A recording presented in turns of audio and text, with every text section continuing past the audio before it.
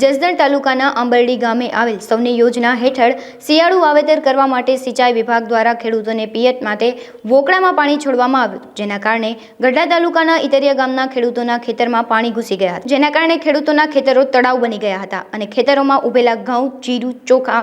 જુવાર સહિતના પાકોને નુકસાની થતા ખેતરોમાં ખેડૂતો દ્વારા નુકસાનીનું વળતર ચૂકવવા સરકાર પાસે માંગ કરવામાં આવી છે। આ બાબતે બોટાદ જિલ્લાના ગઢડા તાલુકાના ઇતરિયા ગામના ખેડૂત લઘરાભાઈ લાખાભાઈ ઢગલ સહિતના ખેડૂતોએ પાણી પુરવઠા મંત્રી, જસદણ પ્રાંત અધિકારી સહિતને આવેદનપત્ર આપી નુકસાનીનું વળતર ચૂકવવા માંગ કરી છે। ગઢડા તાલુકાના ઇતરિયા ગામના ખેડૂતો દ્વારા આજે જસદણ પ્રાંત કચેરી ખાતે આવેદનપત્રમાં આપવામાં આવેલું। આવેદનપત્રની વિગત એવી છે કે જસદણના આંબરડી ગામે જે સિંચાઈની લીકથી પાણી છોડવામાં આવે છે તે પાણી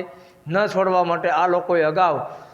રાજકોટ બહુમાળી ભવન અધિકારી તેમજ આંબરડી અને ગઢડાના ગ્રામ પંચાયતમાં લેખિતમાં અરજી આપેલી કે હવે પાણી છોડતા નહીં, જેથી અમારે નુકસાન ભોગવવાનો વારો આવશે। તેમ છતાં એમ કહે છે, એવા આક્ષેપો કરે છે કે તંત્રની નજર અંદાજ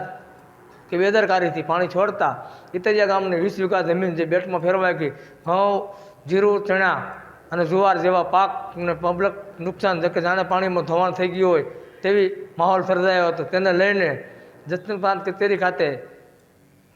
ખેડૂતો દ્વારા આવેદનપત્રમાં આપવામાં આવેલું અને પાકનું વળતર